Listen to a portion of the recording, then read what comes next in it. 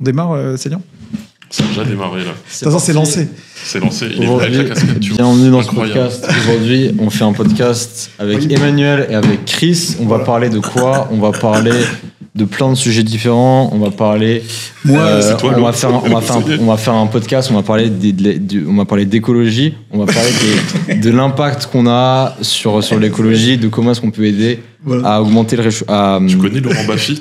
Ouais. C'est un peu ça, non ? Voilà. Tu sais, dans les émissions là, quand il snipait, c'était son pseudo, le sniper, tu vois. Donc on va parler de ça. Après, on va faire un débat. Est-ce qu'on doit payer plus d'impôts en France ? Est-ce que finalement, est-ce qu'on doit taxer plus ? Est-ce qu'on doit payer plus d'impôts ? Moi, je suis pour. Est-ce que tu penses qu'il va se présenter aux prochaines élections en France ? En fait, non. Alors, je vais te raconter un truc. Comme ça, je vais introduire le sujet chaud.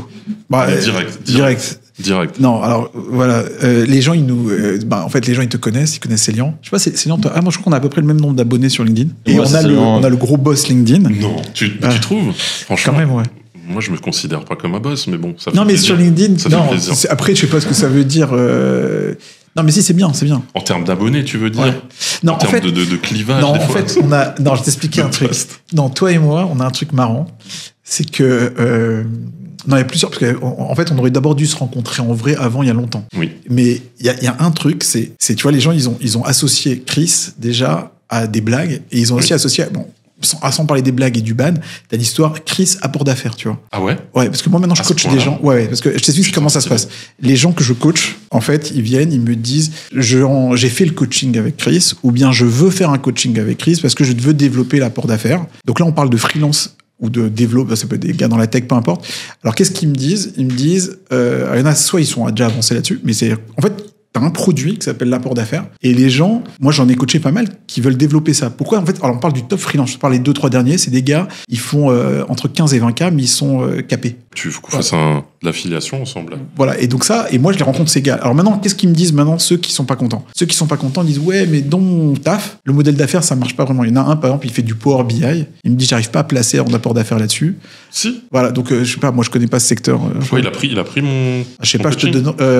Je sais même pas, tu vois. En fait, moi je bosse avec Young Data, c'est du Power BI, on a fait une vidéo pour. Sur la data, tu penses ? Alors sur la data, je pense que. Power BI, c'est quoi ça à nouveau ? C'est c'est du business intelligence sur des outils. BI, tout ça. Ouais. Ok, ouais, business intelligence. Je connais ClickView, ces trucs-là. Moi, ce que je sais, c'est que j'ai déjà coaché un gars, c'est un comptable. Non, il fait du contrôle de gestion et il cartonne en apport d'affaires. Donc, Mais l'apport d'affaires, le hack, c'est qu'il faut prospecter en ton nom, tu vois. C'est ce que j'explique dans la formation. Alors ça, mais oui, en fait. Et après, il faut twister. Oui. Tu l'as vu, toi ? Ouais, je l'ai vu. Alors, je t'expliquais. Il y a deux trucs. C'est que, déjà, je te disais, il y a l'histoire de l'apport d'affaires, qui est pour moi un truc de ouf, parce que, en fait, t'es en train de tuer les ESN, tuer les agences et tout. Ce que je crois, c'est ça. C'est qu'en fait, moi, par exemple, perso, pour raconter un peu, il y a des gens qui te connaissent, il y a des gens qui me connaissent un peu. Ouais. Mais moi, j'ai fait une très grosse connerie, je te raconte rapidement, et c'est vrai que j'aurais dû te rencontrer avant. C'est que moi, j'étais un peu comme ce top freelance qui fait 200K par an, et qui voit pas comment, et qui est toujours à la rue et qui arrive pas à monter. Oui. Et donc, qu'est-ce que je m'étais dit ? Je m'étais dit, je vais créer une start-up. Mais quand tu as développé et tu as travaillé pour plein de startups et tu te rends compte que 90% les patrons, ils se payent pas et ils font des levées de fonds, ils brûlent tout le fric et donc ils oublient la startup. Ouais. Et après, tu vois les patrons d'agence et les patrons d'agence, quand j'ai vu ce que c'était une agence, là, j'ai fait une connerie de créer une agence. Quand j'ai vu qu'une agence, c'était une colonie de vacances et il fallait gérer des jeunes et puis avoir les corbeilles à fruits dont tu parles, je me suis dit, voilà, laisse tomber. Et en fait, non, mais sans déconner, je sais pas si tu connais un peu, bon, tu connais les ESN, c'est la même chose que les agences. Toi, bon, après, t'as tapé un peu sur eux. Oui, mais après, c'est de bonne guerre, tu vois. T'as tapé. C'est pas que je les aime pas, mais d'ailleurs, avec l'apport d'affaires, tu peux même collaborer avec des ESN, tu vois. La réalité, ouais. Parce que l'ESN, en fait, elle résout une problématique du client final. Donc, en fait, c'est le client final qui fait appel à l'ESN. Ouais. Donc, l'ESN, en résolvant une problématique du client final, elle facture le client final au travers du TGM du freelance, qui a été augmenté pour l'occasion par le client final. Oui. Mais le freelance ne pourrait pas obtenir le même TGM en direct avec le client final. Tu vois, faut être référencé, etc. Ouais. Et tout ça pour te dire que, et quand tu fais de l'apport d'affaires, tu vois, tu résous une problématique dans la narrative du développeur. Tu lui trouves une mission. Oui. Tu vois, même si tu cherches pas de freelance dans ton réseau avant même d'avoir généré la mission. Donc en fait, tu peux très bien, tout ça pour dire que peut très bien y avoir une commission côté ESN et une commission côté freelance. Alors il y a un truc qui fait marrer tout le monde, c'est, moi ça me fait marrer. Comment ils réagissent les gars quand tu prends des coms sur son truc, sur sa. Mais bien. Tous ils réagissent bien parce qu'ils savent que tu prends moins que quand. Alors ouais, t'as des devs des fois ils sont un petit peu de gauche, tu vois. Ils comprennent pas. Faut un petit peu expliquer, faut éduquer. Il faut dire que c'est mon métier en fait et que je vis avec ça. Ouais. Tu vois et que je le fais maintenant depuis 5 ans et c'est venu de manière organique. Hein. En fait, toi ton métier maintenant t'es apporteur d'affaires, donc tu leur génères du bénéfice, du taf. Et à côté de ça, tu apprends. Alors ce qui est smart, c'est que t'apprends ton métier à d'autres gars.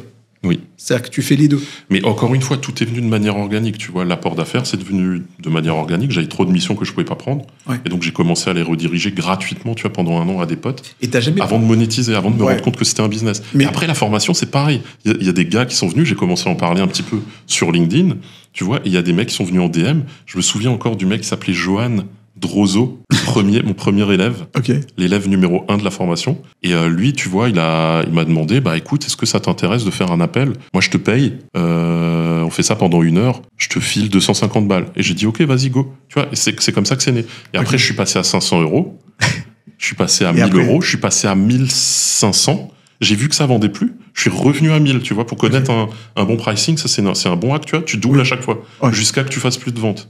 Ouais. Et après, tu reviens au prix précédent. Et après, ça me faisait chier, tu vois, de me répéter. J'en avais tellement, j'en ai fait beaucoup. Hein. En tout, j'en ai fait 480 là à date, tu vois. C'est marrant. Mais au début, je faisais que des calls. Et j'ai débuté comme ça, j'avais pas de formation.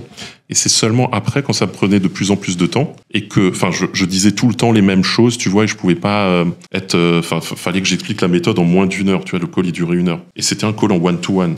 Et ça me faisait chier de dire tout le temps les mêmes choses. Et après, j'ai sorti la formation. Et c'est marrant parce que, tu vois, moi, c'est un sur 6 heures. Bon, moi, c'est pareil. Hein. Tu sais combien j'ai fait... Là, je viens de sortir de chez Malte. Combien j'ai fait de coaching one-to-one où j'explique aux gens comment faire de l'argent avec Malte. Alors que pour moi, c'était un truc... moi, au début, j'ai dit à ma femme, si ça paye un resto, c'est cool, tu vois. Parce qu'on me le demandait. Tu te lances comme ça, ouais. Voilà. Et après, en fait, ça a payé. En fait, après, je me suis dit, je peux acheter le resto, en fait. Ah oui, c'est comme les tickets resto. En CDI, j'ai les tickets resto. En freelance, j'achète le resto tout entier. Ça, j'avais sorti en punchline de fin de poste. C'est ça. Mais je pense que... non, parce qu'en fait, l'histoire, ce qui s'est passé, c'est qu'il y a 1 an, donc Malte, ils me disent... ouais, t'as quand même, t'as bien storytellé notre truc et tout. Mais tu sais, nous, on paye pas nos influenceurs, on fait pas d'affiliation, on paye que dalle. Je lui dis, non, mais ça va. Moi, j'ai fait 80 000 euros en coaching Malte sur 1 an. Ne me payez pas, ça me va très bien. Et les gens, ils pensent, ouais, j'ai encore des messages malheureusement, c'est des gens de gauche. Tu vois, mais c'est toujours les mêmes. Ils sont nuls en business et ils font chier alors toute l'économie. Ils cassent les couilles à tout le monde, les gens de gauche. J'en ai marre. Non, moi, attends, je vais te raconter un truc. On va revenir aux fondamentaux. Non, mais c'était pas à la base, en vérité, c'est sûr, je t'explique l'histoire. Mais c'est bon, t'inquiète. Parce que, en fait, les gens, ils savent pas. Bon, moi, j'ai perdu 10 ans de ma vie à cause des gens de gauche, si tu veux. À l'époque, on disait pas LFI. Mais disons que grosso modo, j'ai perdu 10 ans de ma vie à cause des gens de la bien-pensance, si tu veux, ou des gens bien. D'accord, mais c'est beaucoup 10 ans. Et c'est difficile, surtout quand t'es papa et t'as des enfants. C'est-à-dire que moi, comme j'ai écouté les gens bien, et on m'a dit qu'il fallait être gentil, et qu'il fallait être bien, et en plus, j'ai vécu dans une ville, tu vois. Ces années-là, moi, j'étais à Strasbourg, et tout le monde est gentil là-bas. Il y avait déjà une mairie écolo ? Alors, ça, heureusement, j'ai pas connu, mais il paraît que c'est une folle alliée. En ce moment, oui, c'est pas ouf. J'ai des échos. Voilà, mais tu sais, Strasbourg, il y a un petit... Parce que toi, heureusement, tu habites un peu en dehors. Oui. Parce qu'en fait, l'Alsace, déjà, bon, ça, je l'ai vu, c'est que les gens qui habitaient pas dans Strasbourg, ils sont plus normaux que Strasbourg. Parce que Strasbourg, Non, mais c'est vrai. Ça veut dire, non, ils ont les fonds. En fait, si tu veux, t'as quand même plus de bon sens en dehors de Strasbourg que dans Strasbourg, qui était déjà, à l'époque, quand je suis arrivé, genre en 2008, 2007, je sais plus. Non, c'est 2006. Putain, bref, ça va vite, hein. Moi, j'avais 1 an. Ouais, tu sais. Non, mais en 2006, si tu veux, c'est pour te dire. Non, mais toi, t'as pas connu. Peut-être Chris, il se rappelle. Tu sais qu'à un moment donné, il y a un truc. Quand j'étais à Strasbourg, il y avait François Bayrou qui a été à la Méno. On lui a piqué. T'as vu la vidéo ? Regarde la vidéo de François Bayrou. Il a mis une claque à un petit jeune. Ah, c'était à Strasbourg, c'était à Strasbourg, c'était à la Méno. Ah oui, c'est connu, mais c'est son. Ah ouais, c'est le truc qu'il va pas faire. C'est le truc qui a fait décoller sa carrière, non, je crois, avec du recul. Ou qui l'a fait connaître au grand public. Ah ouais, là, tout le monde l'a connu. Parce qu'il y a un petit jeune qui lui a piqué son portefeuille, ou il a mis la main pour lui piquer son portefeuille, et lui, il a réagi direct, une claque. C'était instinctif, tu vois. Il y aura du bon truc avec le AirTag. Moi, j'ai toujours un tag dans mon portefeuille. Voilà. Non. C'est vrai, j'ai un tag dans mon portefeuille, j'en ai un dans ma veste, j'en ai mis un partout. Mais si tu... ok, à l'époque, ça n'existait pas. Et non, ça n'existait pas. Moi, je sais pas, j'avais un nom. Non, mais si tu veux, à l'époque, pour te dire, mais c'était pire que ça. À Strasbourg, si tu veux. Attends, je te raconte l'histoire. Je bosse, donc j'arrive à Strasbourg. Moi, j'étais paumé, mais j'avais des enfants déjà. Je faisais des études et on m'a dit, comme j'avais 26 ans, on dit, mais vas-y, qu'est-ce que tu enseignes? Je sais pas, j'enseigne le marketing. Ils m'ont dit dans une école, écoute, on a un cours de marketing digital. On sait pas quoi faire, est-ce que tu veux l'enseigner? Et moi, je connaissais pas encore Fake It Until You Make It. J'ai dit, bah, allez, go, je l'enseigne, mais je connaissais rien, vraiment rien. Et pendant l'été, j'ai appris le marketing digital et je l'enseignais. Bon, après, j'ai découvert que l'école, c'était du pur bullshit parce qu'en fait, tu connaissais rien encore il y a 2 mois et t'es expert sur le sujet 1 mois après. Donc, j'enseigne le truc. Et là, en fait, ils m'ont tous dit, n'entreprends pas, ne crée rien. Ouais. Bah, à l'époque, c'était mal vu. Et tu penses que ça vient... Enfin, c'était localisé? Non, je pense qu'il y a eu plusieurs choses. Il y a eu plusieurs éléments. Il y a eu en fait une première chose qui était, je pense qu'il y a Nicolas Sarkozy a mis déjà, et ça a un peu réveillé, tu vois. Il y a eu un truc pendant un moment. Je crois que je suis peut-être dit des conneries. Sarkozy, hein. Ouais, Sarkozy, c'est pas grave. Non, mais moi aussi, j'ai adoré. J'ai beaucoup aimé Sarko. Hein. Et en fait, il y a eu un moi truc. aussi, je m'en souviens. Mais toi, tu te rappelles pas, il y a un truc qui est très humiliant. Aujourd'hui, c'est normal. Mais imagine, je suis à Strasbourg, ils sortent un truc, peut-être c'est Sarko, mais à vérifier, parce que je n'ai pas la mémoire juste. Mais ils ont sorti un truc qui s'appelait Auto-entrepreneur. Oui. C'est lui qui a sorti ça? Je sais plus qui a sorti. C'est possible, oui. En tout cas, il y a une ambiance comme ça. Il y a une ambiance que tu peux entreprendre. Et parce que, attends, parce que d'ailleurs, ce que j'ai dit même une fois à Thibault, lui, je lui dis, je comprends bien que dans les années 2000, entreprendre, c'était genre, surtout quand les années 90, entreprendre, c'est Bernard Tapie, tu vois, c'est le mec qui fait beaucoup d'argent. Ou je sais pas, aujourd'hui, à l'époque, il n'y avait pas Yomi Denzel ou Sama Hamar, il n'y avait pas tout ça. Il n'y avait pas d'infopreneur. Il n'y avait rien. Donc, pour toi, entreprendre. Business. Voilà, tu connaissais rien. Et donc, du coup. Je sais pas, moi, j'étais à la maternelle. Ouais. Mais tu faisais du business déjà à la maternelle?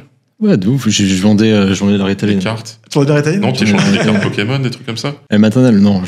Mais toi, Céline, tu étais dans quelle ville à la maternelle? T'as fait ça où? En province ou pas? En province, je suis sûr que c'est. C'est quoi la province? Province, ça veut dire en dehors de Strasbourg ou pas? Enfin, province. Ouais, non, moi, je suis jamais allé à Strasbourg. Dinsheim, il vient de Dins. Ah, dans un petit village. Dinsheim, à côté de Mutzig, à côté de Molsheim. Non, mais après, moi, je suis pas très. En fait, moi, j'ai. Mais tu connaissais des entrepreneurs autour de toi? Tu connaissais des gars qui entreprennent? Non, moi, j'ai toujours fait. Moi, j'ai eu des gros problèmes de santé à 12 ans. Et j'ai fait toute ma rééducation à l'hôpital de Clémenceau, à Strasbourg. Okay. Et en fait, moi, j'ai toujours été hyper introverti chez moi. Je voyais personne, je sais rien du tout. Parfois, les gens ils me disent, ah oui, tu connais tel truc en Alsace. Je dis, je sais pas, tu vois. Je connais rien. Tes parents, ils faisaient quoi comme métier? C'était quoi tes parents? Mes parents, ils sont profs. Ah voilà, mais tu vois, moi à Strasbourg, en Alsace, je connaissais que des profs. Ah ouais. C'est où il est prof, ou bien de temps en temps, t'as le blindé. C'est quoi le blindé? C'est juste un médecin, tu vois. Ouais, mais encore. Mais ce que je veux dire, c'est que, en fait, tu vois, moi, j'ai eu ce parcours-là. J'ai toujours été très focus dans ma chambre, tu vois. Moi, je suis passionné depuis que je suis tout petit. J'ai toujours été là-dedans. J'ai toujours cherché à gagner de l'argent. J'ai toujours été. Mais quand on est enfant de prof, tes parents, ils t'ont pas éduqué à entreprendre, à faire de l'argent? Non, mais moi, je n'avais rien à foutre de ce que pensaient mes parents. Moi, j'ai toujours été focus sur ce que je veux faire. C'est à Clémenceau, je pense que tu t'es mis. Non, parce qu'en fait, tu vois, moi, à 12 ans, t'as des médecins qui te disent que tu vas peut-être plus jamais marcher. Et ça te met une claque, ça te met beaucoup de maturité. T'as très mal. Enfin, tu vois, c'est compliqué. Donc, en fait, tu commences à prendre beaucoup de maturité. Tu te rends compte que, en fait. La vie, c'est bonus, quoi. Ouais, et en fait, après, toi, j'ai lu beaucoup de livres. J'aime toujours beaucoup lire, contrairement à ce que, contrairement à ce que les gens peuvent penser. Ça, j'aime beaucoup. Et en fait, j'ai beaucoup appris. Et j'ai toujours été passionné de vidéo. Donc, tu vois, après, moi, à 15 ans, pendant le confinement, je commence à faire des vidéos. Et en fait, je pense que on n'en parle pas assez, mais le fait d'être passionné, ça fait que tu peux. Oui. Ça fait que t'as une. J'essaie d'être le plus discipliné possible, mais t'as quelque chose de naturel qui vient quand t'es passionné. Tu vois, moi, je fais un exemple. En avril 2020, donc confinement, ça fait je crois 1 mois, tu vois, je contacte plein de personnes. J'ai fait une vidéo pour le youtubeur Jojol qui est aussi, je sais pas si tu vois qui c'est, il est aussi en. Ah oui, Jojol. Il est aussi, la vidéo a fait plus d'1 million de vues. Il met en description, tu vois. Enfin, moi, j'étais trop heureux de faire ça, tu vois. Et en fait, après, t'as des mecs qui me contactent, ça sur Twitter. Ouais, mais toi, c'était marrant parce que tu vois, moi, quand j'étais à Strasbourg, les mecs, ça veut dire juste que la culture aussi, il résonne ultra local. Et toi, tu avais des clients qui étaient en dehors. Moi, j'en avais. Il résonne super local. Ils ont compris que c'était global. Voilà, alors qu'en fait, tu peux vivre à Strasbourg. Moi, s'il faut que je c'est qu'à ce moment-là, à 15 ans, j'arrivais même pas à aller tout seul à la boulangerie demander un truc. Donc en fait, j'étais hyper introverti. Je restais sur mon ordi. Moi, je t'ai connu super introverti. Tu te souviens la première fois? Ouais, la première fois que j'ai vu Chris, il osait pas me regarder dans les yeux. Comment vous êtes connu en fait? C'est le hasard? Il m'a DM sur LinkedIn. Ah, sur. C'était quoi en 2021? Je sais pas. Ouais, il m'a fait un coup un coup de storytelling, tout ça. Pour lui proposer des services de vidéo, quoi. Non, enfin, même pas. Juste, il m'a proposé un call, tu vois. J'ai proposé déjà, j'ai fait des calls avec plein de personnes. Et c'est à ce moment-là que j'ai rencontré les. Ouais, mais après, moi, j'étais pas du tout actif sur LinkedIn à ce moment-là, donc j'avais pas d'autres DM. Et vous êtes rencontrés juste après le DM? Mais oui, en fait, on a planifié un call, il m'a DM, il m'a raconté son histoire, et après, on a fait un call. À cette période-là, j'ai DM pas mal le monde, et j'ai connecté avec des gens. Et je pense que c'est dans cette période-là de ma vie où j'ai connecté avec les gens les plus intéressants, parce que c'était pas des gens qui étaient intéressés. Et c'est marrant ce que tu dis. Parce que j'étais comme ça, 16 ans, dans ma chambre. Des autres. Ouais, mais ce que je veux dire par là, c'est qu'en fait. que t'étais smart. Tu vois, je pense à David Zoom, peut-être qu'il fera ce podcast, ce mec de Sun Magic, il est à Tel Aviv. Et en fait.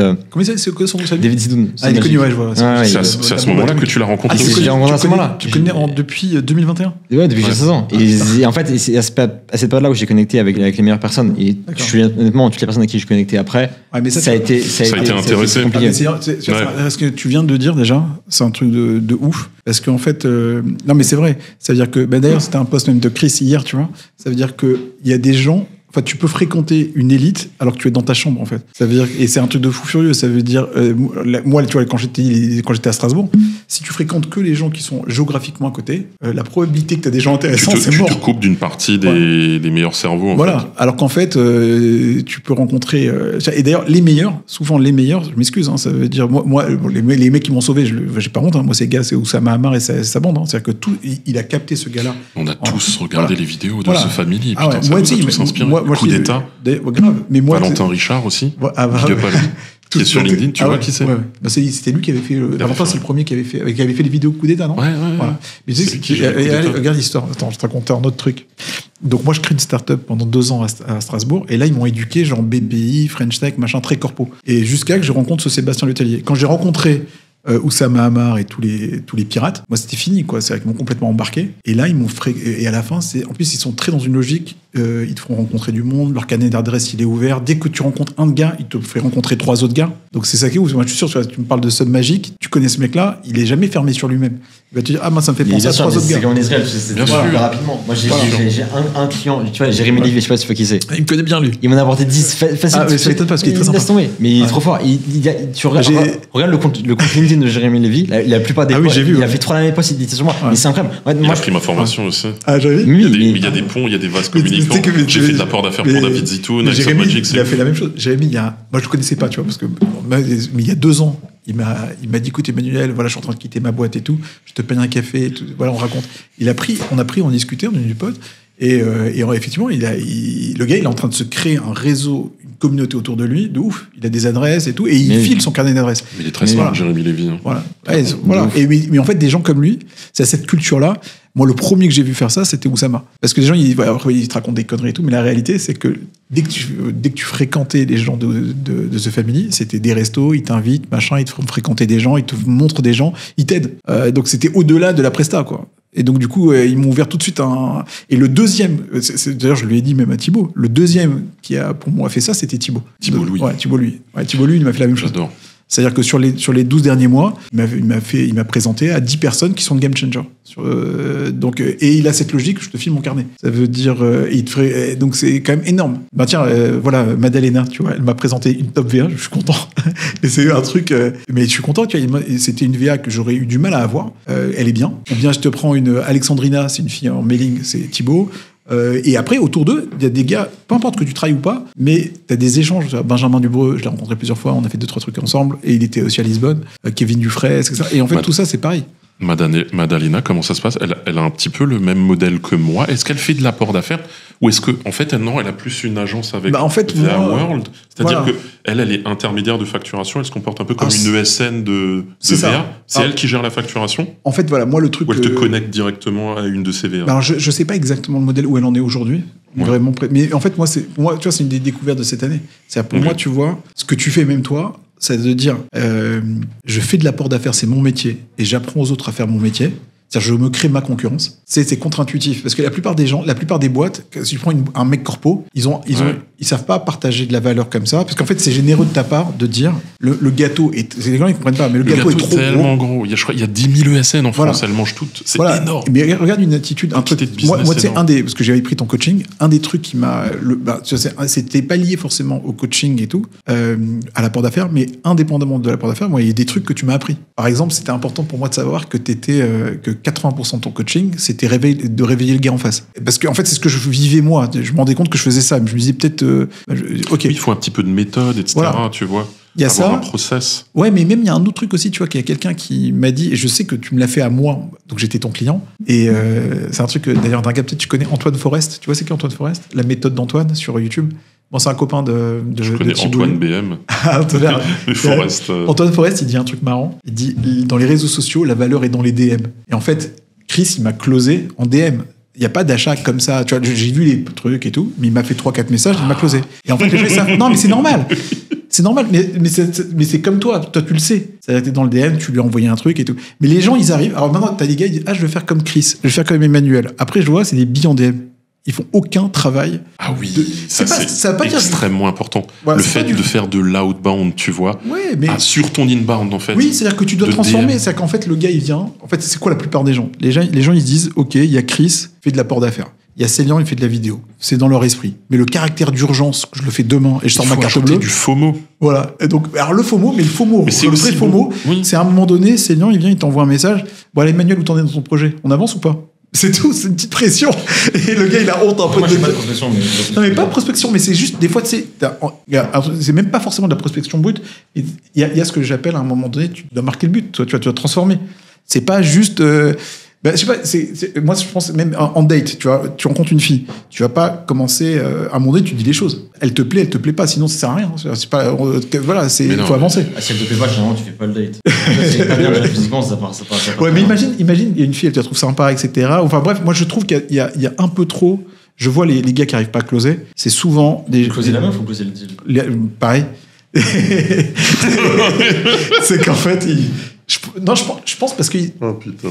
Oui, tu dois être à un moment donné explicite. Ils se rendent pas compte que Chris, il a fait 480. Il te dit, il a accompagné près de 500 gars. Dans les 500, moi je te dis d'avance, on a 80%, ça s'est fait au forcing. Mais ça veut pas dire qu'il a fait. Ça veut dire. C'est vrai que si tu, après, la couche. Les gens. Si tu dis ça à une meuf quand on a fait 480 et que la moitié c'était forcing, c'est peut-être pas forcément le meilleur. Non, mais c'est pas le. Je rigole. Non, mais ça veut dire. C'est drôle. Non, mais j'ai compris ce que tu veux dire. C'est juste que ça me faisait rire. Ok. Non, mais j'ai compris. Mais non, disons que si pour te dire, tu as une mentalité de gauche, ils veulent que les choses se fassent sur étagère tout seul. Mais il y a pas. Ça existe pas. Il y a pas la fille. Elle peut pas dire. Tu sais, en fait, c'est flatteur de dire. En fait, si tu veux, pour le client. Tu le forces pas, tu penses pas à payer. Mais c'est flatteur et il a besoin de sentir que le gars en face, il veut aussi. C'est important, il faut que ce soit mutuel. Ouais, exactement. Moi, je dis en call, écoute, tu sais, moi, je suis passionné de vidéo, je suis tout petit, je suis là pour avancer sur ton projet. Et de toute façon, on a un système d'aller-retour limité. Donc, si je t'envoie le devis, t'es sûr à la fin. T'es sûr à la fin. C'est un vendeur. Célian, c'est un vendeur. Voilà, mais moi, tu vois, c'est un putain de vendeur. D'ailleurs, là, tu vois, ma formation que je viens de faire, c'est apprends à vendre d'abord.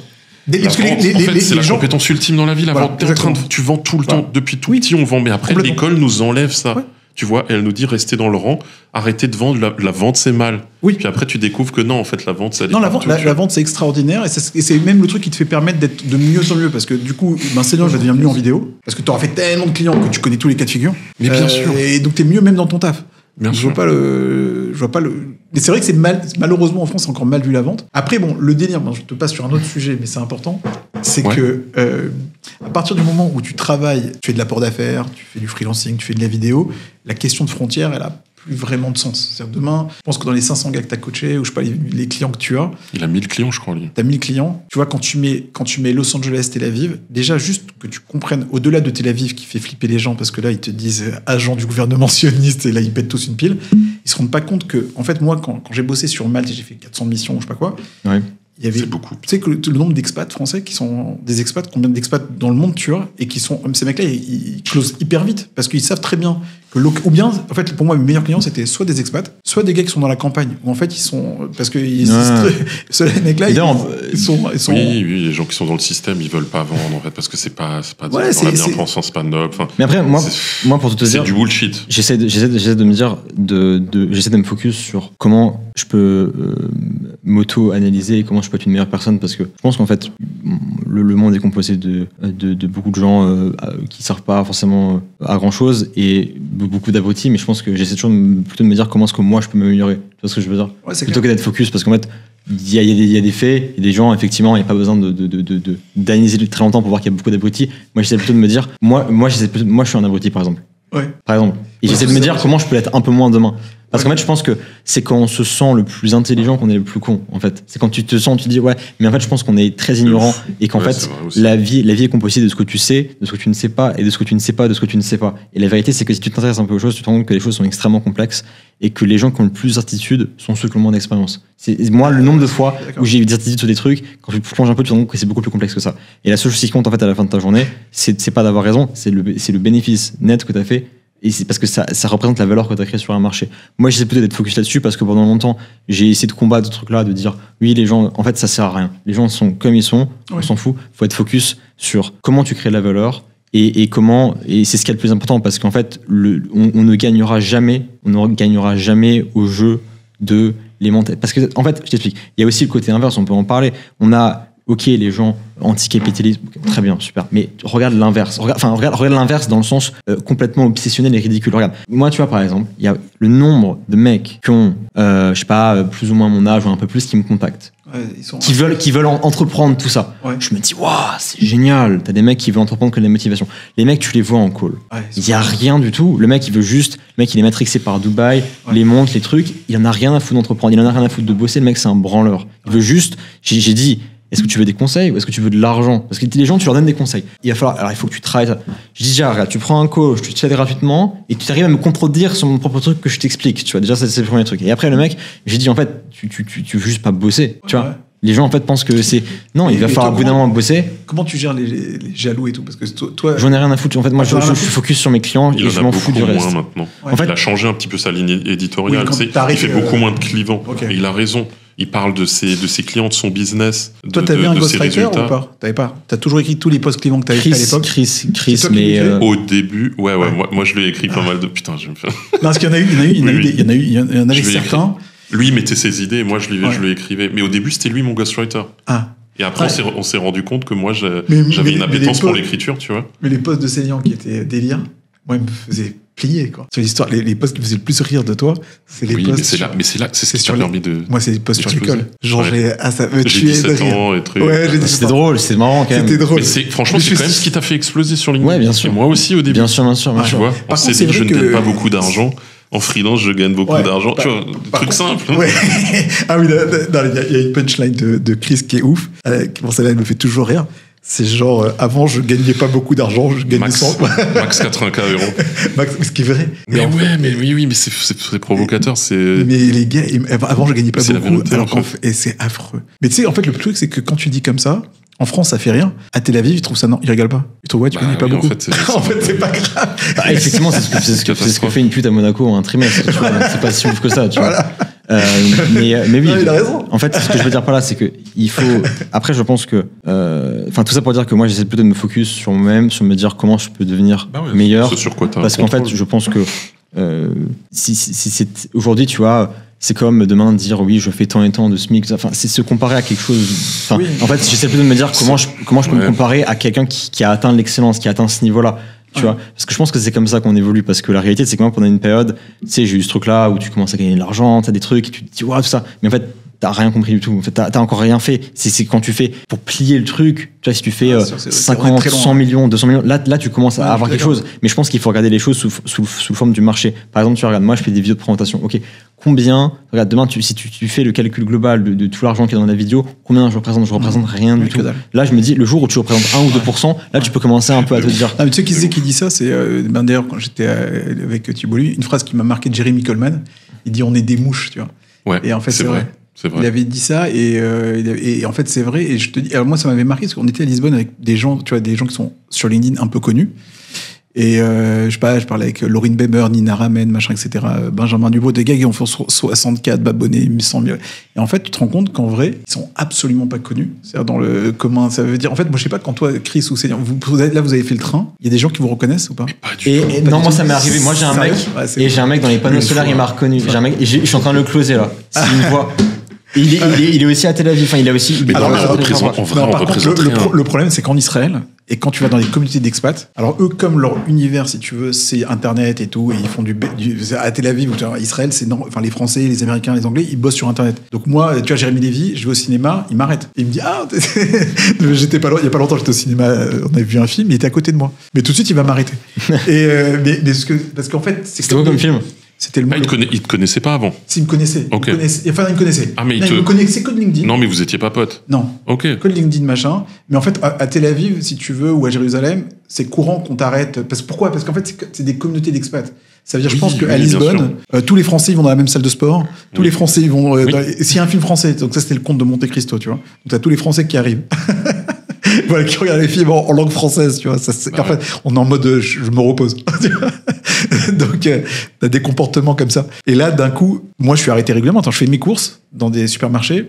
Il y a des mecs qui viennent, ils font Emmanuel, est-ce que tu peux m'aider et tout. Mais c'est vraiment normal tout le temps. Oui, mais parce qu'il y a beaucoup plus de business et tout, c'est plus orienté entrepreneur, etc. J'ai demandé à Laurine, elle a 10 fois plus d'abonnés. Je lui dis, Laurine, on t'emmerde à Montpellier? Bien, personne ne me connaît. Non, mais c'est normal. Oui, mais c'est parce que c'est des communautés d'expats et tout, c'est ce que t'as dit. Et même niveau mindset. Ouais, à Israël, on a un peu le mindset US. Ouais, c'est ça. Tu vois? Ah ouais, dans les cas, un bon mindset quand même. L'histoire du mindset en Israël, si tu veux, les gens, en fait déjà ce qui change tout de suite, c'est il y a pas l'histoire de la jalousie à la française. C'est-à-dire que moi, mes potes, un truc, une anecdote, elle est pas sympa sur Strasbourg. Je me suis fait déjà arracher. Je vais raconter 2 histoires pas sympas sur Strasbourg. Moi aussi, je me suis fait arracher un portefeuille par des Albanais, un truc comme ça, mais il y a longtemps, tu vois. Il y a très longtemps.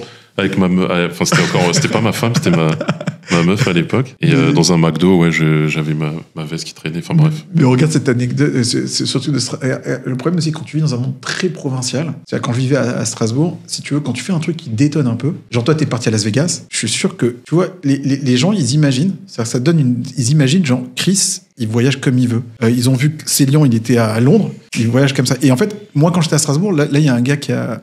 donc, j'étais au Japon avec mon fils. Je suis parti avec mon fils au Japon. On a passé une semaine, 10 jours, bref. Génial. Ma femme, elle est partie à Strasbourg. Toutes ses copines, machin, qui sont des profs, tu vois. Ils lui ont dit ah ouais, mais ton mari, il a réussi, lui. Mais en fait,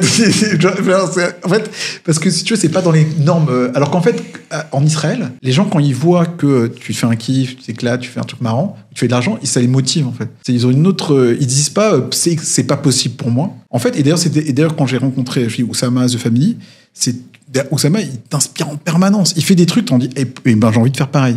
Et jamais il te donnait le sentiment, c'est pas pour toi. Ça change tout, quoi. C'était le truc qui. C'est vrai, il m'envoyait des screens et tout, de l'argent qu'il gagnait. Moi, ça m'a inspiré, tu vois, et ça m'a motivé, en fait. Voilà. Mais ça m'a motivé, j'ai eu envie de faire pareil. Mais tu vois, et lui, que je l'ai rencontré, j'ai bien scalé, tu vois. C'est lui qui m'a poussé à me lancer sur LinkedIn. Mais ça, tu vois, moi, c'est ça que je suis étonné. Il m'a fait un petit PowerPoint et tout. Voilà, mais je suis étonné. Moi, c'est vrai, je m'en souviens. Tu te souviens de ce PowerPoint? Il est mythique, on l'avait posté, je crois, sur LinkedIn. Je suis étonné que t'as réagi comme ça. Je te dis, la plupart des gens réagissent pas comme ça. Et même que toi, tu réagis. De quoi réagir comment? Non, en fait, t'es inspiré par l'autre. Juste, t'es inspiré, tu es motivé. Bien sûr, c'est normal. C'est normal. Moi, j'ai toujours ce truc-là. C'est l'humilité, il faut rester humble, tu vois. Oui, mais c'est. No ego for bingo. Oui. Ça, c'est. Comment il s'appelle? Nouveau qui avait dit ça? Massi sur LinkedIn. Tu vois qui c'est, Massi? Il a une agence, il est à Dubaï. Ah non? Et toi, t'as des clients à Dubaï ou pas? Non, je te demande si t'as des clients. Parce que non, moi, j'ai pas. Enfin, pour te dire honnêtement, ça passe pas trop fit. Enfin, ça a pas trop fit avec des gens à Dubaï. Enfin, après, je suis peut-être pas tombé sur les bonnes personnes. Hein. Je suis pas en train de généraliser. Oui, il y a beaucoup de monde. Mais j'ai pas forcément. Moi, comme dit, c'est beaucoup Tel Aviv. D'accord. Beaucoup Tel Aviv. En France, US aussi un peu, ça c'est très cool. D'ailleurs, je m'en souviens, tu prends beaucoup en maturité, je pense, quand tu prends en maturité business, quand tu prends des clients aux US. Moi, j'avais un mec qui vient, il me dit, en plus avec mon niveau d'anglais, d'ailleurs, ce qui est super drôle, c'est qu'en fait, t'as les mecs qui désactivent leur caméra parce qu'ils rigolent, tu vois, donc ça me déstabilise. Mais le mec, en fait, il vient, il demande comment on commence. Moi, je dis, voilà, il y a un devis, tout ça. Je sais même pas comment on dit devis en anglais, enfin bref, tout ça. En fait, non, il veut juste un lien Stripe et il faut qu'on commence maintenant à faire le script, tu vois. Ouais, c'est ouf. Et donc là, ça va vite, c'est cool. Je pense que le marché aux US est intéressant. Ceci étant dit, sur les clients que j'ai eus, en fait, le truc, c'est que les US, c'est très grand et tu as beaucoup d'agences vidéo. Donc, le marché, il est très vaste, beaucoup de boîtes différentes. Et c'est pas comme en Israël où tout le monde se connaît, où en fait, voilà. Donc, nous, notre but aujourd'hui cette année, c'est de devenir l'agence numéro 1 vidéo à Tel Aviv, façon qu'il n'y a pas trop d'agences vidéo, voilà. Mais le but, c'est de devenir vraiment la référence. Mais t'as des gars en vidéo qui bossent de là-bas aussi. T'as des gars sur place. Justement, ça me permet de faire une transition sur le second point. Ce que j'ai retenu des US, c'est que sur l'aspect recrutement, c'est incroyable. Ils sont beaucoup trop forts en prestation de service. Regarde, je vais te montrer. Là, j'ai un mec que j'ai rencontré à LA. On est en train de faire des vidéos un peu, tu vois, style un peu UGC. Regarde, je vais te montrer. Et UGC, il faut être sur place. Non Non, c'est des vidéos un peu tournage. Ok. Trop bien. Ça, c'est pour de la pub. Exactement, pour du ads. Ok. Tu vois, il a une bonne énergie, c'est cool. Ouais, c'est cool. Et donc, moi, c'est plus ça que j'ai retenu des US. D'accord. Mais après, sur le marché, c'est intéressant. Et quand tu dis en recrutement, tu veux dire quoi? C'est-à-dire que les mecs, ils ont des locaux, tu penses? Comment ils bossent, les gars, aux US? Non, c'est en full remote là. Enfin, ce mec-là, il va venir sur Paris. Il va venir sur Paris. Ok. Là, fin du mois de février, bientôt en février d'ailleurs. Et ils recrutent quoi? Ils recrutent des freelances ou ils ont des. Tu parles par rapport à mon agence? Non, en général, comment ils font les US? Je sais qu'eux, dans leur délire, il y a comme le CDI, il n'existe pas. Non, ça, je sais pas en fait. Ça, j'en sais rien. De comment ils font, je te parle par rapport à moi, par rapport à ma clientèle. Et par rapport à mes choix, après moi je connais pas. D'accord. Ce serait, je sais pas exactement. J'ai pas envie d'affirmer des trucs que je sais pas. Tu vois. Aujourd'hui, il y a combien de personnes chez 1600 Agency? C'est une très bonne question. Alors, en fait, à la base, on avait beaucoup monté. Et en fait, j'en étais fier. Peut-être à ce truc-là de connard de dire, oui, mais moi j'ai tant de personnes dans mes équipes. C'est le pire truc. Il faut être fier de la moyenne, de la valeur générée en moyenne par chacun de tes employés, de tes collaborateurs, pas par le nombre. Ça n'a rien d'avoir beaucoup de monde. Parce qu'en fait, donc, à un moment, on avait plein de machine designers, plein de trucs, tout ça, un vrai bordel. J'en ai viré 12 en une après-midi. C'est bien ça. J'avais un ClickUp, j'ai désactivé tous les accès. D'accord. Et c'est pour ça qu'il y a beaucoup de gens qui me détestent, mais je vous emmerde, des gens qui me. Un peu comme Elon Musk en fait. Non, c'est juste les gens sans les prévenir. En fait, t'as des gens, en fait, c'est juste que t'as désactivé l'accès. La vie dans l'entrepreneuriat, c'est très méritocratique. Un mec qui fait un bon taf, qui fait. Mais tu regardes l'entrepreneuriat, c'est comme une équipe de sport. C'est pas une famille, c'est pas un truc, voilà, non. C'est comme une équipe de sport, tu travailles bien, t'apportes de la valeur, t'es là. Si tu t'en fais plus, ça s'arrête. Et je pense qu'il faut rester respectueux. Il faut rester respectueux, mais au bout d'un moment, il faut aussi savoir dire les choses. Si c'est de la merde, c'est de la merde. Parce que je veux dire, j'ai pas passé 10 minutes à l'expliquer. T'as des mecs qui m'envoient, des machine designers, ils me faisaient des trucs. Je pense qu'un des meilleurs trucs en communication, c'est le silence. Ouais. C'est comme ça. Le mec, il est comme ça. Il dit, tu m'entends? Je dis, ouais, je t'entends. Il disait quoi? Je dis, t'es fier de ta vidéo? Le mec disait, je pense qu'elle est quand même bien. Le malaise. Ouais. Et c'était la cata. C'est de la merde. J'ai dit frère, ça fait 5 ans d'études. Moi, j'ai rien fait du tout. T'as des trucs. Je dis, c'est pas possible.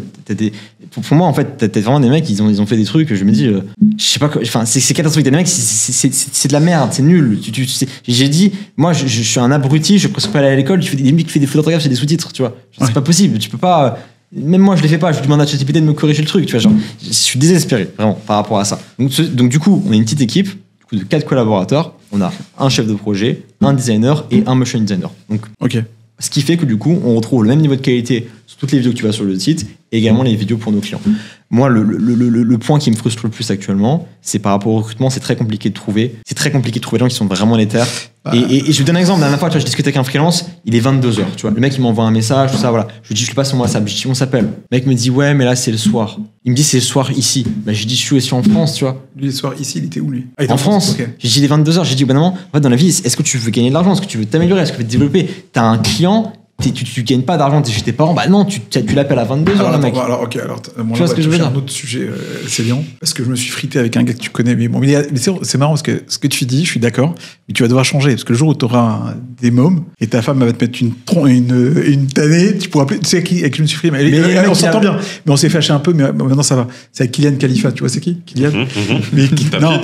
Ouais, Tapit. Bon, il est en train de cartonner, je lui souhaite le meilleur du monde.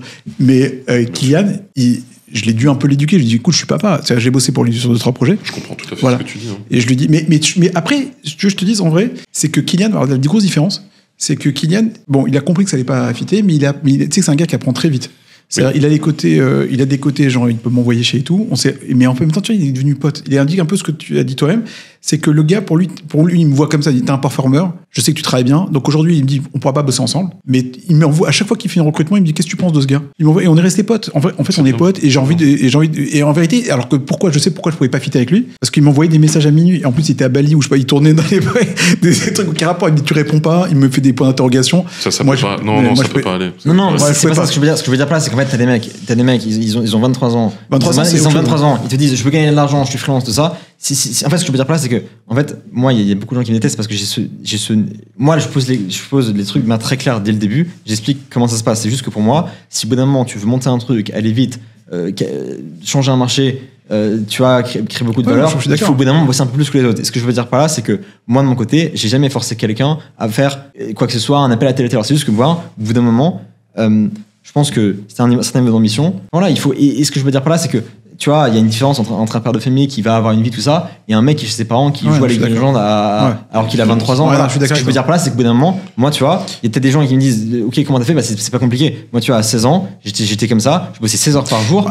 et c'est comme, il y a que comme ça que tu réussis. C'est pas en ayant une vie équilibrée. Parce que t'as des mecs qui te disent ça.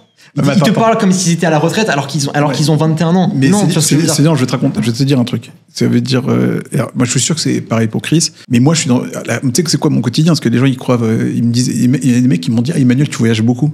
Mais tu sais que c'est des ouf. Moi je voyage pas. Je suis un gars, je bosse dans ma grotte. Non mais sans déconner.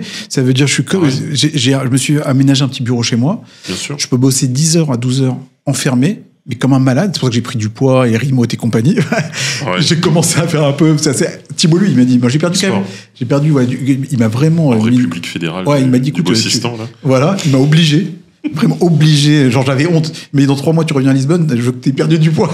Et je l'ai fait. C'est bien, là. Enfin, ça... mais là je suis au début. Je pense que je veux perdre 10 kilos. Et je veux vraiment. Moi aussi, je dois. Hein. Je vais le faire. C'est pour ça qu'on s'est inscrit. Mais le truc, c'est que je bosse dans ma grotte. Les gens, ils imaginent, genre j'ai fait 404 missions, ou je sais pas quoi, où j'ai fait, parce que j'avais des agents, j'avais 2 agences. Mais en vérité, c'est vrai que je kiffe bosser. Oui, mais parce que tu documentes aussi, tu montres un petit peu tes voyages. C'est normal. Mais c'est du storytelling. C'est qu'aujourd'hui, voilà, mais le storytelling, aujourd'hui. Mais il en faut. Ouais, mais je suis obligé. C'est que moi, aujourd'hui, pour moi, dans la vidéo, je sais que c'est Célian. Tu vois, l'apport d'affaires, je sais que c'est toi. Et il y a pas, ça veut dire pour moi, je sais, voilà, demain, j'ai une question de dev, je dis, tu vas voir Chris. Donc, à un moment donné, moi, je l'ai vu la différence. C'est le premier qui m'a mis une grosse claque, et je le respecte beaucoup, franchement, c'est Théo Lyon, qui faisait un métier proche du mien. Et je dis, putain, le gars, il est en train de faire un personal branding de ouf, il a d'acquisition de malade. Tu sais, à un moment donné, il a dit sur une vidéo, je l'ai entendu, il a dit, il chope sur ses vidéos YouTube, et ça, c'était il y a 2-3 ans. Il a dit choper 50 ou 60 leads par mois, juste en YouTube. Et je sais pas si tu vois ce que fait Théo. Il a un petit peu délaissé LinkedIn, on le voit plus. LinkedIn n'est plus là. Il est sur YouTube. YouTube, il est plus là. Même YouTube, pratiquement, il en a parlé il y a pas longtemps. Regarde la vidéo. Alors son truc, c'est le problème que tu connais. C'est le problème que t'auras toi. Il a dit qu'en fait ça lui générait trop de leads perso et pas assez du lead grosse agence corpo. Et donc c'était pas bien pour Kudak, mais c'était très bien pour Théo. Sauf que moi, à un moment donné, tu vois, la différence que j'ai fait, d'ailleurs j'en ai parlé, parce que pour la petite histoire, ça j'en ai pas encore parlé d'un truc, mais faudra le storyteller le moment venu, mais en gros j'ai contacté Théo Lyon. Mais je lui ai dit, écoute, moi, je veux plus l'agence, je veux Emmanuel, en fait. Donc, je veux développer. En fait, je préfère le personal branding que le branding. Moi aussi, tu vois, mais je pense que le branding. C'est fort aussi. C'est plus fort. Voilà. Et Théo, aujourd'hui. Ça va encore plus loin, mais c'est plus dur. Lui, il fait du branding. Il faisait du personal branding. J'ai des clients, je les ai pas vus en call de vente. J'ai des clients, ils ne savent pas que j'existe. Ils ne savent pas qu'ils existent. Je n'ai pas vu leurs vidéos. Je n'ai pas vu leurs vidéos. Ils font les témoignages. Ils ont fait le témoignage. Je sais même pas qui ils sont. Moi, en fait. Mais pas tous, mais t'as des clients. J'ai tellement automatisé le truc. J'ai mes équipes qui gèrent le truc. Et je vais te dire un truc. C'est quoi la réalité? Hier, je l'ai pas mis sur LinkedIn, j'ai reçu un message d'un client sur l'agence que j'ai, donc en SEO. Emmanuel, je suis hyper content, etc. Tu sais quoi? Qui c'est qui s'occupe de ça? Alors, moi, je suis monté à 15 personnes à un moment donné. Ah ouais, C'était une question que j'allais te poser. C'est combien t'es dans ton business? Au maximum que je suis monté, mais bon, aujourd'hui, j'ai tout envoyé. T'es seul? aujourd'hui, je suis en solo. Bah ouais. Voilà. Mais toi, je trouve que c'est quoi tes prix pour du SEO? Quoi? C'est quoi tes prix de produits SEO? Ça va dépendre de ce que tu me demandes. Mais en gros, on va dire qu'il y a 3 tafs. Mais je te dis, on va dire, considère un audit, on va dire 2000, 2005. L'audit, je le plan d'action. Voilà. Après, en général, ça va dépendre du client. Soit on fait un sprint. Moi, je suis un peu bourrin. Moi, je travaille, j'ai une technique Chris. Je suis très bourrin. Je veux des résultats. Donc, si au bout de 3 mois, j'ai pas de résultats, si tu vois pas que ça bouge et que t'as pas de lead et que il y a rien à faire, on arrête. Moi, je suis pas en mode agent, je vais te closer. J'ai pas besoin. Moi, j'ai une logique mindset d'abondance. C'est-à-dire l'incertitude, je la règle avec plein de clients, donc j'ai pas besoin de clients. Et donc en général, je t'offre soit 3 mois, on bosse comme des porcs et on t'amène des résultats, et soit tu vois que les résultats ils y vont, alors je te fais décoller, on peut partir, il y a plus de limite, tu vois, t'as cette reconduction. Mais en gros, j'ai 3 clients, il y a des mecs qui me demandent juste audit. Deuxième client me dit, viens, on fait un sprint 3 mois, donc ça me va. Et après, marathon. Alors moi, maintenant, ce que j'ai découvert avec Thibaut lui, c'est que je suis un très bon sprinter, un très bon bourrin, mais je suis pas un très bon marathonien. Ça veut dire qu'en mode delivery, c'est quand un client, je lui ai donné un max et tout, l'accompagner par la main et faire venir à des réunions de chefs de projet, en fait, je pète une pile. Parce que je suis trop hyperactif, je suis pas assez focus. Par contre, là, j'ai un client, maintenant j'ai compris que c'est ma grosse faiblesse et que j'arriverai jamais. Enfin, je peux pas m'exciter pour un client pendant 5 ans. Je m'excite pendant 3 mois, pendant 6 mois. Donc après, par contre, ce que j'ai fait, alors c'est là le problème de recrutement, c'est que moi, j'ai été comme un con sur le recrutement. J'ai pris plein de gens compétents. Et en fait, moi, ce que j'ai compris, c'est qu'en fait, tu peux virer 90% et il y a que 10% qui fait l'extra mile. Or, une boîte, c'est que sur l'extra mile que ça compte. Et la fille hier voilà, pourquoi j'ai eu une super un avis client de ouf, parce que Manon, qui est à Montréal, elle s'est barrée c'est triste à dire, mais les talents français, tu vois que même les talents français, quand ils sont bons, tu sais que cette fille, je te rends l'histoire de Manon, elle gagnait que dalle. Elle vivait avec Clermont-Ferrand. Manon Clabo, elle est pas connue. Ah non, ok. Ouais, une fille qui bossait chez moi. Ouais. Elle gagnait peu. Elle était mal payée, dévalorisée par son patron et tout. Elle a commencé, elle a fait x3, x4. Elle est partie dans un univers où tout le monde sourit. Elle est heureuse comme tout, elle est en train de revivre. Et c'est une tueuse en SEO. Mais c'est triste de se dire, putain, les Français, ils ont déconné. Ils ont déconné parce que cette fille-là, elle s'est barrée à Montréal. Elle est en train de faire le bonheur de trucs. Les clients, ils sont contents. C'est dommage. Elle est au Canada, ouais. Mais ce que je veux te dire par là, c'est que moi, je suis pas bon au recrutement, je te dis la vérité. Mais maintenant, j'ai commencé à comprendre. C'est qu'en fait, sur 10 gars maintenant, je te dirais, je serais 10 fois plus exigeant. Ça veut dire, mais à des niveaux, mais il faut être presque cruel, quoi. C'est-à-dire qu'il faut que ça fit, il faut que tu vois les soft skills, il faut que tu vois le gars, est-ce qu'il est niveau empathique, est-ce qu'il va déchirer, est-ce qu'il est bon, est-ce qu'il est impliqué. Ouais. Putain, des gars qui sont vraiment très bons. Ça veut dire très très bons, compétents. Et en fait, waouh. Et ces gens-là, ta boîte, elle tient sur eux. Parce que ces gens-là, ils vont te faire t'auras des avis clients de bombes atomiques et tout. Et comme tu dis, moi, j'étais quoi? Moi, j'étais un mec avec des états d'âme. Je pense à son truc, j'ai envie de la payer, j'ai pas envie de l'emmerder. Je veux que ça marche bien pour elle et tout, je la forme et tout. Ça marche pas. Ta boîte, elle marche pas, t'as des mauvais avis clients, les clients, ils se barrent, t'as rétention client de merde, aucun upsell. L'upsell, c'est aussi fondamental. C'est-à-dire, t'as fini un projet. En vérité, après, t'as une fille, elle est capable Moi, j'avais des personnes qui étaient capables de conduire, de faire de la rétention, et t'en as, non, c'est fini, tu vois. Mais c'est pas fini. On est au début. Et c'est rare, ça. Moi, j'ai pas réussi ce truc. Moi, j'ai du mal à déléguer. C'est très dur. J'ai du mal. Encore, j'en suis un petit peu à cette étape-là. Tu vois, je sais pas si pour scaler, tu vois, là, j'ai 480 clients, élèves sur la formation. J'aimerais bien faire 4800, faire un fois 10 en 2025. Tu vois. Et ça va passer par des systèmes, un système à mettre en place. Ça. Tu vois, Kevin Dufresne en parle très bien. Voilà. Jérémy Coleman aussi. Mais tu as vraiment un système beaucoup plus... Moi, ce qui m'a fait triper, c'est un des trucs de Thibaut, il m'a montré parce qu'en fait, tu vois, toi qui as 400, 500 élèves, même moi, j'ai à peu près ces chiffres-là aussi, pas loin, tout le monde me dit, ouais, tu fais des business solo. Mais comme je suis un malade du scale, je veux scaler, j'ai pas envie de m'arrêter à ça. Alors j'ai rencontré quand même Nina Ramen et d'autres. Et elle, c'est quoi le step d'après? Elle est en train elle dit, écoute, maintenant je vais faire 5000. Là, elle va former 5000 élèves, mais elle est en train de former des petites Nina Ramen. Ça veut dire, en fait, alors c'est les Américains qui m'ont montré ça. Il y avait un des gars qui Moi, j'en ai en plus des mecs comme ça qui se sont lancés sur LinkedIn. Mais c'est vrai, des Kevin Dumont. Kevin, c'est que je l'ai coaché là. Johan. Voilà. Johan Leroc. Kevin, j'ai coaché. Des Nicolas. Nicolas Dio. Nicolas Dio. Il est bon, lui. Que j'ai rencontré aussi à Strasbourg, qui est venu. Ah, ok. Tu vois, ces gens-là. Trop fort. Tu vois, moi, je pense que le step d'après t'avais 2 modèles. Soit t'as un modèle agence, tu vois, comme Célion. Pour recruter, il faut manager et tout. C'est un délire. Soit tu fais le modèle que j'avais. Alors, ils m'ont appelé ça méthode Hormozy ou méthode Tony Robbins. C'est que demain, t'as la méthode Chris. Moi, je suis parti. Et la méthode Chris, ça veut dire demain, t'as 10 gars. Mais là, il y a un gars qui était dans le mastermind de Thibaut. Il est parti à 2 jours d'atelier Hormozy. À Las Vegas, ça lui coûtait 10K. C'était qui? Le mec, il s'appelle Maxence, j'ai oublié son nom de famille, un peu compliqué, il habite en Belgique. Ouais. Maxence, et ce mec-là, regarde l'histoire, je lui dis, c'était quoi Hormozy? Il a 1 heure de conférence d'Hormozy. Oui, mais David Zitou nous a dit la même chose. Et en fait, c'est de la vente. Ouais, et il a d'autres gars qui sont... Mais sauf qu'ils ont été formés par Hormozy et tout, et ils sont très bons. Et en fait, il a des A-players. Et en fait, quand tu vas là-bas, t'as autant de valeur que si t'avais eu 2 jours de... Enfin, il était très content de son truc. Et en fait, je pense que Nina Ramen, c'est là-bas où elle va aussi. Tu vois, demain, elle va faire toujours des formations d'entrepreneuriat féminin. Mais elle va être un peu la star. Et elle, aujourd'hui, elle est en train de former elle va créer un truc. Et je pense qu'après, tu peux former 5000 personnes. Mais après, elle a des CDI, non? Elle embauche en CDI. Voilà, c'est ça. Ouais, fameux CDI. C'est le sujet. Tu voulais aussi parler des CDI. Ouais, les CDI. Et j'ai lancé une trend un petit peu sur Insta. Il y a certaines personnes, tu vois. Ah ouais, CDI freelance. Moi, ce qui m'a fait de la peine. CDI versus freelance. Mais tu sais que ce qui m'a fait de la peine quand t'as été ban, j'ai parlé à 2-3 gars. Ouais. Ils te connaissent, quoi, enfin, qui te suivent. C'est bien fait. Et il y en a un et il y en a eu quand même, malheureusement, je l'ai vu, quoi. Il y a eu 2 réactions. Ouais, mais il est controversé. J'aimais pas trop ce qu'il disait. Il y a eu deux réactions. Ouais. Alors, il y a pas eu. Je me demande, il y a des gens, je me dis, qu'est-ce qu'ils ont vécu dans leur vie pour se dire. Je sais pas. Moi, c'est normal qu'ils prennent position. Je suis choqué par ce contenu. J'ai dit, t'as dû en voir des choses. Mais c'est pas choquant, ça. Non, mais je veux dire, t'as des gens, vraiment, je me dis. T'as des gens qui étaient comme ça sur LinkedIn en train de scroller, ils ont dit putain mais ça m'a choqué, tu vois. Mais c'est normal que ça trigger, c'est un petit peu le but. Alors les gars ils sont allés voir un psychologue, ils sont allés dire comment ça va. Bah écoute, j'ai un post sur LinkedIn, mais ça m'a choqué. Ça m'a choqué, je suis outré. Enfin, c'est ce que je veux dire. Non mais les gens ont un niveau de sensibilité. Oui, mais là, non, mais après il y a eu des trucs plus bâtards. Les CDI freelance, moi ceux qui ont dit du mal de Chris, c'est des gars dont leur business model c'est des recruteurs, des patrons de SN et tout, donc ils sont mal. Ils ont l'impression que tu manges dans leur assiette, tu vois. Mais par contre le truc était plus salaud et là c'est même voilà. D'ailleurs, je voulais te remercier là-dessus, Célian. Non, mais sérieux, je suis content que tu sois là pour ça. Parce que il y a eu un autre truc, c'est que Trump et moi, on aime bien. Chris et moi, on aime bien. J'allais venir avec la casquette rouge, tu sais. Voilà, on aime bien Trump, tu vois. Et de temps en temps, Thibault, lui, il m'envoie un message, il voudra pas qu'on le mette, mais c'est vrai.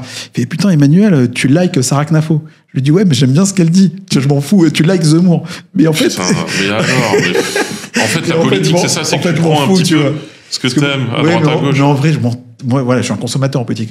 Moi, j'ai jamais, tu vois, je m'en fous, en fait. Tu vois, moi, par exemple, j'ai aimé les premiers, le Macron de départ. Tu vois, Macron, quand il allait chez The Family, j'ai bien aimé. Tu connais Victor Ferry?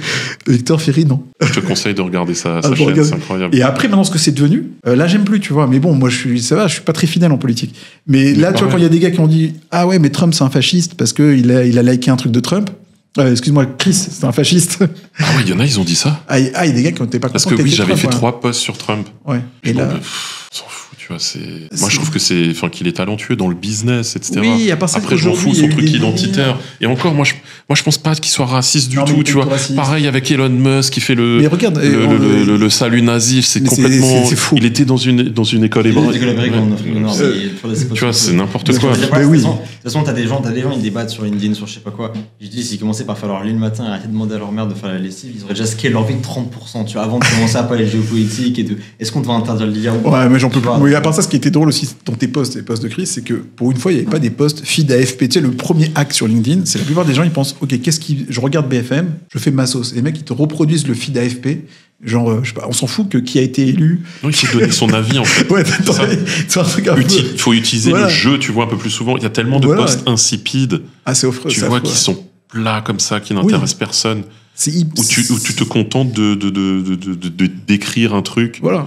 Alors que non, en fait, on veut savoir ce que tu penses. Tu vois, c'est ça le personnage. Ouais, mais tu vois, il y a même un conseil que tu as mis il y a pas longtemps dans un truc. Tu as dit, il faut que tu te montres. Moi, un truc que je comprenais pas. Pendant très longtemps, je l'ai dit, voilà, honnêtement, je pensais que j'étais un très bon SEO. C'est pour ça que les gens, ils m'achetaient.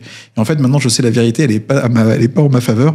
En fait, c'est que non, ils me kiffaient en tant que personne. Et en vérité, ils achetaient parce que j'étais un bon vendeur. Les gens t'achètent toi, ouais, en fait. C'est comme si Célian, ton produit. Voilà, mais donc, du coup, j'ai pris conscience que très récemment. Ah ouais? Bah, c'est pour ça que je me suis mis sur les réseaux sociaux. Parce que j'ai compris, je me dis, il faut que je m'expose, en fait. Oui. Il faut que je raconte ma life, il faut que je mette mes opinions, je raconte ce que je fais. Oui. Parce qu'en fait, 90% de la décision d'achat, elle est liée à tu vas attirer des personnes similaires à toi. Voilà, je dis. Et les autres, tant pis, tu peux pas. Oui. Et de toute façon, tu peux pas. C'est pas grave. Moi, je fais. Même si c'est un peu. Tu ne voilà, peux pas. Des fois, c'est bullshit. Mais quand tu fais une photo de ton place, quand tu vas, voilà, on va manger.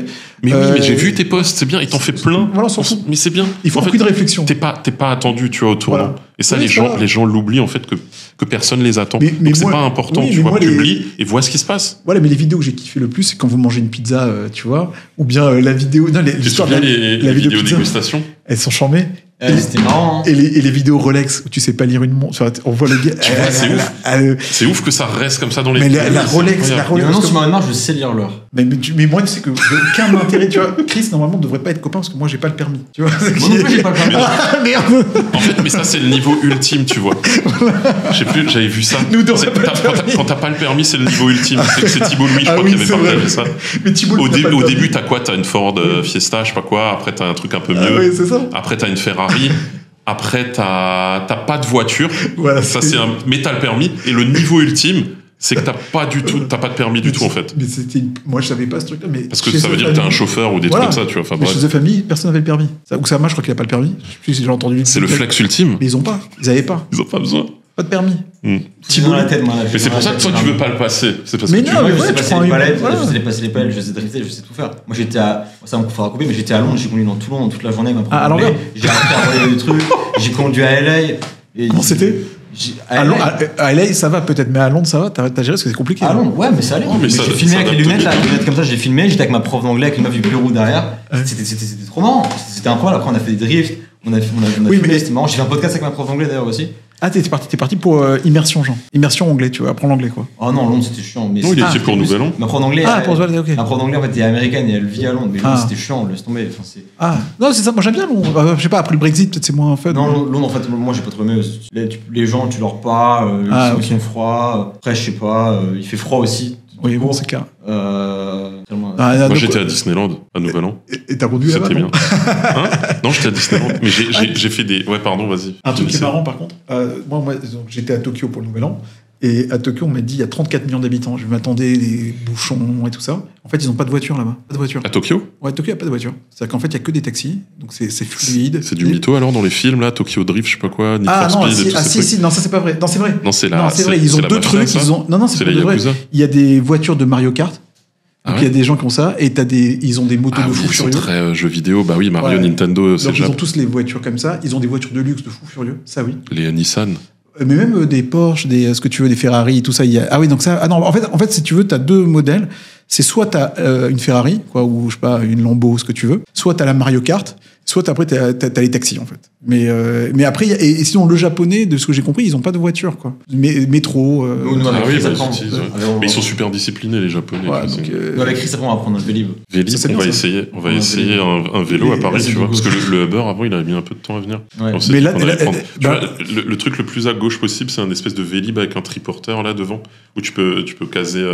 Tu mets ton énorme chien dedans ou je sais pas quoi. Ah oui, ça c'est bien, mais à Strasbourg, il y a pas mal de Vélib grands, tu as tandem et tout, tu peux mettre tes enfants. Tu peux tout mettre dedans. Tu fais tes courses et tout. Bon, on va aller manger, on va faire une petite vidéo pizza. Ah oui. Viens, ça nous attend. On a déjà fini.